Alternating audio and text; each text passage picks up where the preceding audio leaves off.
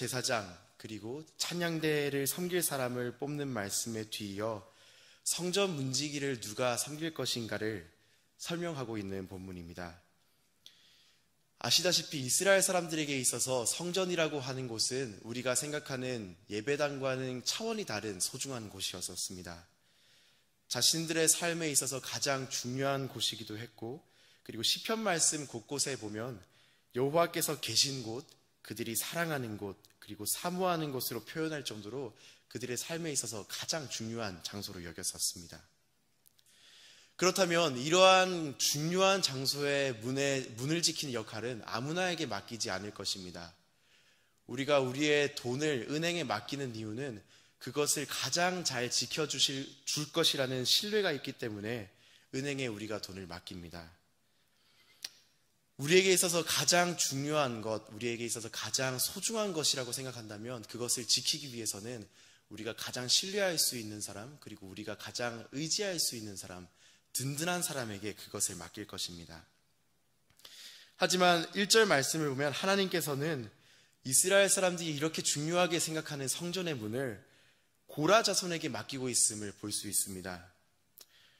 그런데 이것은 특이한 일이 아니지 않을 수가 없습니다. 왜냐하면 고라 자손은 배신자의 핏줄을 가지고 있는 사람들이기 때문입니다. 민수기 16장의 말씀을 보면 고라와 다단 그리고 온이 당을 짓고 지휘관 250명과 함께 일어나서 모세를 대적하는 사건을 볼 수 있습니다. 그들은 모세와 아론에 대해서 이렇게 얘기를 합니다. 너희가 분수가 지나치도다. 회중이 다 각각 거룩하고 여호와께서도 그들 중에 계시는데 어찌하여 여호와의 총회 위에 스스로 높이느냐라고 말을 하면서 하나님께서 모세를 세우셨지만 그 모세의 권위를 부정하고 그들 스스로 높아질 수 있다. 그리고 모세 왜 너만 하나님의 말씀을 받느냐라고 대적하면서 일어나는 사건이 있습니다. 결국 이들에 대하여서 성경은 이렇게 증언하고 있습니다. 하나님께서 진노를 하셔서 땅이 갈라져 그들을 삼키고 그들의 모든 재물을 삼켜서 결국 그 사건은 마무리가 되는 것을 볼 수 있습니다. 고라 자손은 이와 같이 반역의 역사를 가지고 있는 자손들이었습니다. 그 자손의 뿌리를 생각한다면 이들은 절대 성전문을 맡을 수 없는 사람들이었습니다. 이스라엘 사람들이 사는 시대에 있어서 누구의 아들, 누구, 예를 들어 고라의 아들, 누구의 아들, 아삽의 아들이라는 것은 단순히 그들의 족보만을 나타낸 것이 아니라 우리가 지금 생각하는 우리의 스펙이라고 볼 수 있습니다. 누구의 아들, 누구, 고라의 아들, 누구라고 하는 것은 내 정체성을 드러내는 문장이라고 볼 수 있습니다. 왜냐하면 그들을 증명할 수 있는 이유가 조상으로부터 이어져 온 것들이기 때문입니다. 그래서 고라의 아들 누구라고 하는 것만으로도 이들은 이스라엘 성전의 문지기를 맡을 수 있는 자격이 충분히 되지 않았습니다.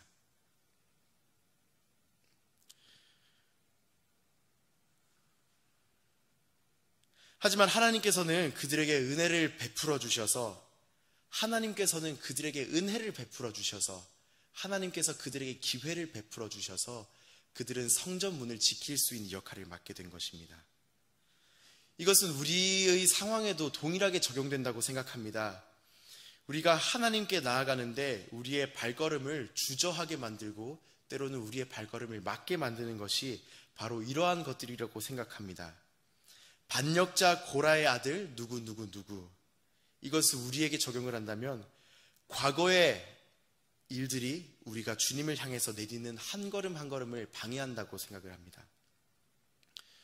과거에 저질렀던 모습들이 주님 앞에 순종하고 그리고 말씀을 따라서 살려고 하는 우리의 발걸음을 주저하게 만듭니다. 과거에 그러한 모습을 살았는데 과거에 주님께서 없는 것과 같이 살았는데 과연 오늘 주님께서 우리의 삶을 보실 때 기쁘게 여기실까? 이렇게 사는 것이 우리에게 가당키나 할까? 주님 말씀을 순종해서 살아가는 것이 우리에게 합당한가? 우리에게 허락된 것인가? 라고 하는 우리의 발목을 잡는 요소가 된다고 생각을 합니다. 과거의 그 모습들을 모든 사람들이 다 알고 있는데 과연 너가 새로운 모습으로 살 수 있을까? 과거의 그러한 과거를 가지고 있는데 하나님께서 아직도 너를 사랑하실까? 그렇게 살았는데 하나님께 용서받을 수 있을까? 라는 질문들이 우리의 순종의 발걸음을 무겁게 만듭니다. 하지만 반역자 고라의 아들들을 성전문을 지키는 중요한 일을 맡기시는 하나님의 은혜를 바라보시며 소망을 품으시기를 축복합니다. 고라의 자손이 성전문을 지키게 된 것은 그들이 잘나서 혹은 그들의 어떠한 정체성의 뛰어남 때문에, 그들의 가족의 혈연적인 우수함 때문이 아니라 하나님의 은혜라는 것을 다시 한 번 더 생각해 보기를 소망합니다. 배반자 고라의 아들들도 하나님의 은혜로 그 자리를 맡게 되었듯이 우리 또한 이 자리에 있는 것이 하나님의 은혜로 있는 것이지 우리의 어떠한 과거의 이력들과 우리의 잘남 때문, 우리의 공로 때문이 아님을 다시 한 번 더 마음속에 새기시기를 소망합니다. 또한 성전을 지키는 가문이 또 하나 등장합니다. 두 번째, 오베데돔의 집입니다. 오베데돔은 사무엘 하의 말씀에 등장합니다. 다윗이 여호와의 궤를 다윗 성으로 메어가고자 하는 장면에서 오베데돔이 등장합니다. 다윗은 하나님의 궤를 자신의 성전으로, 자신의 성으로 모셔가고자 합니다. 그래서 다윗은 자기가 생각하기에 가장 좋은 환경들을 마련합니다. 새로 만든 튼튼한 수레를 마련하였고 그 수레를 끄는 소를 마련합니다. 그리고 믿을 만한 사람을 그와 함께 보냅니다. 그래야 해서 모든 축제와 같은 그리고 안전하다라고 생각하는 환경을 마련한 후에 언약궤를 모셔가지고 오려고 하는데 오는 길에 갑자기 소가 뛰어서 언약궤가 떨어지려고 하는 상황에 처하게 됩니다. 그 상황에서 웃사라고 하는 사람이 언약궤를 붙들고자 손을 대자 하나님께서는 그것에 대해서 웃사의 잘못함을 인해서 웃사를 치시고 결국 인사사고가 발생하게 됩니다. 다윗은 이것을 보고 마음에 크게 낙심을 하여서 언약궤 가지고 오고자 하는 것을 포기합니다. 그리고 그 언약궤를 오늘 본문에 등장하는 오베데돔의 집에서 보관하게 됩니다. 성경은 이 결과로 석 달 동안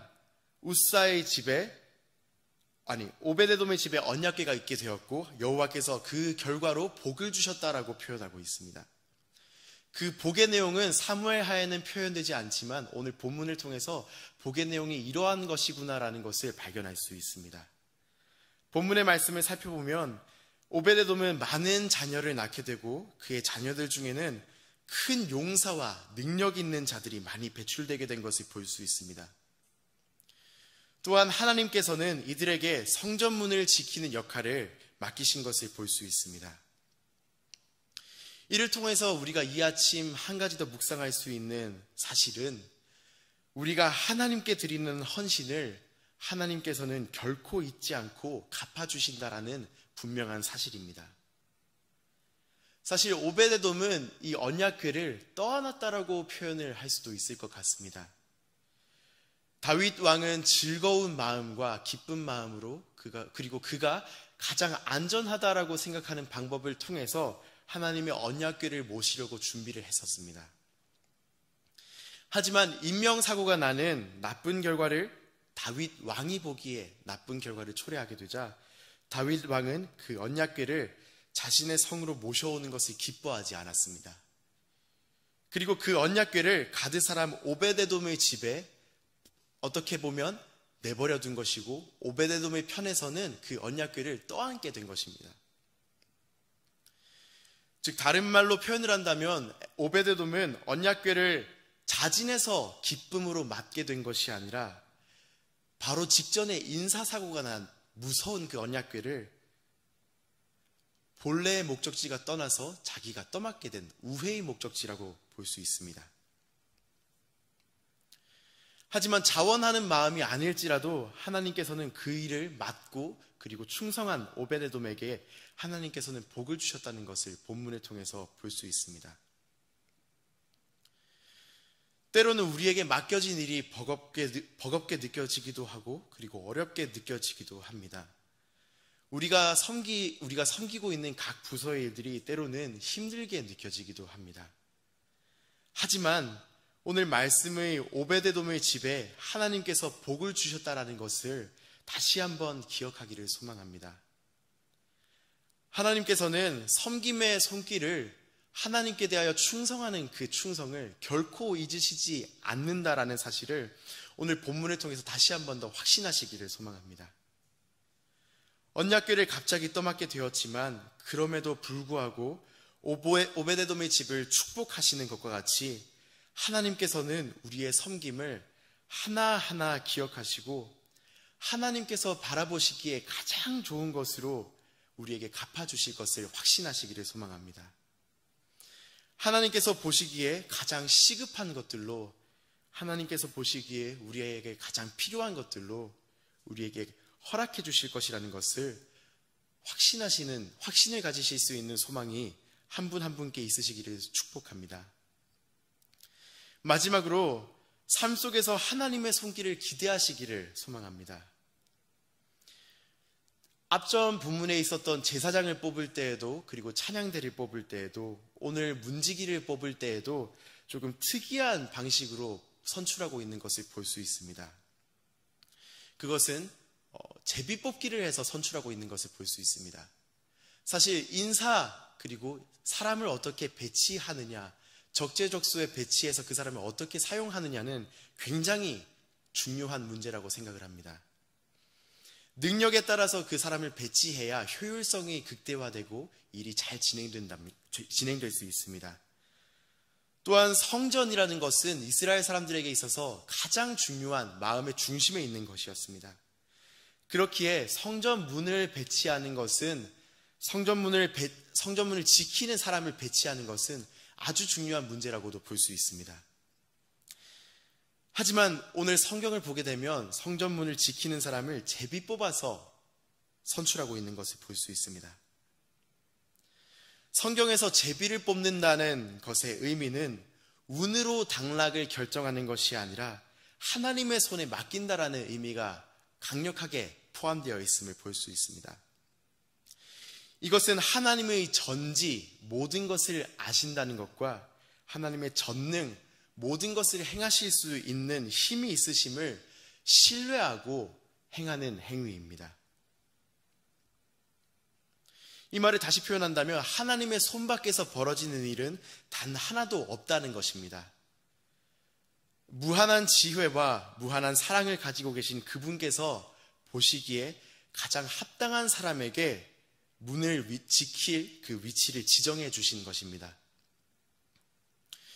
이스라엘 사람들이 이렇게 고백하고 살았던 동일한 하나님을 오늘 우리는 믿고 있습니다. 그렇다면 우리가 오늘날까지 마주했던 일, 그리고 지금 마주하고 있는 일, 그리고 마주할 일 또한 하나님의 손에서 벗어난 일은 하나도 없고, 하나도 없었고, 하나도 없고, 그리고 하나도 없을 것이라는 사실입니다. 오늘 하루를 살아가시며 혹 낙심해 계신 자리에 앉아 있으시다면 배반자 고라자손에게 은혜를 베푸셨던 하나님을 기억하시기를 소망합니다. 하나님께서는 우리를 살리시기 위해 하나밖에 없는 아들을 죽는 자리까지 내모실 수밖에 없는 상황에서도 우리를 선택하셨습니다. 우리의 조건이 아니라 하나님의 사랑으로 예수님께서 십자가에서 흘리신 보혈의 공로로 우리는 하나님의 자녀가 되었습니다. 이 사실을 기억하심으로 낙심해 계신 자리에서 다시 한번 일어나실 수 있는 용기와 그리고 결단을 가지시기를 소망합니다. 또한 하나님께서 우리에게 맡겨주신 일을 생각할 때 힘들다고, 그리고 지친다고, 그리고 의미와 목적을 모르겠다고 고백하시는 분들이 있으시다면 자원에서 한 일이 아닌데도 불구하고 하나님께서 복을 주셨던 오베데돔의 집을 기억하시기를 소망합니다. 하나님께서는 우리가 흘리는 모든 땀과 눈물을 기억하고 계시며 그리고 바라보고 계십니다. 그리고 그 하나님께서는 하나님께서 생각하시기에 가장 좋은 것들로, 우리에게 가장 필요한 것들로 우리에게 가장 급한 것들로 갚아주실 것입니다. 삶을 살아가며 하나님께서 보시기에 무한하신 지혜와 무한하신 사랑을 가지신 하나님께서 판단하시기에 가장 시급한 것들로 우리의 삶 속에 갚아주실 것입니다. 마지막으로 삶의 자리에서 하나님의 전지전능하심을 다시 한번 묵상하실 수 있으시기를 소망합니다. 하나님께서 우리를 잠깐 놓치셔서 이러한 일들이 발생하는 것이 아니라 하나님께서 잠깐 조셔서, 하나님께서 주무셔서 우리를 시야에서 놓치셔서 이러한 일들이 우연으로 우리에게 발생한 것이 아니라 모든 상황을 아시는 하나님께서, 모든 것을 행할 수 있으신 하나님께서 우리의 삶 가운데 배치해 놓으신 사건이라는 것을 생각하시기를 소망합니다. 당장의 상황은 때로는 막막하게 보이고 어렵게 보이기도 하지만 로마서 8장 28절의 말씀을 신뢰하시기를 소망합니다. 로마서 8장 28절의 말씀, 그의 뜻대로 부르심을 입은 자들에게는 모든 것이 합력하여 선을 이루느니라. 아멘. 이 말씀을 신뢰하심으로 맡겨주신 상황 속에서 주님의 인도하심과 도우심을 구하며 주님을 따라 한 걸음씩 걸어가시는 축복이 있으시기를 소망합니다. 함께 주님께서 가르쳐주신 기도를 고백하시도록 하시겠습니다. 기도하시겠습니다. 하늘에 계신 우리 아버지, 아버지의 이름을 거룩하게 하시며 아버지의 나라가 오게 하시며 아버지의 뜻이 하늘에서와 같이 땅에서도 이루어지게 하소서. 오늘 우리에게 일용할 양식을 주시고 우리가 우리에게 잘못한 사람을 용서하여 준 것 같이 우리 죄를 용서하여 주시고 우리를 시험에 빠지지 않게 하시고 악에서 구하소서. 나라와 권능과 영광이 영원히 아버지의 것입니다. 아멘.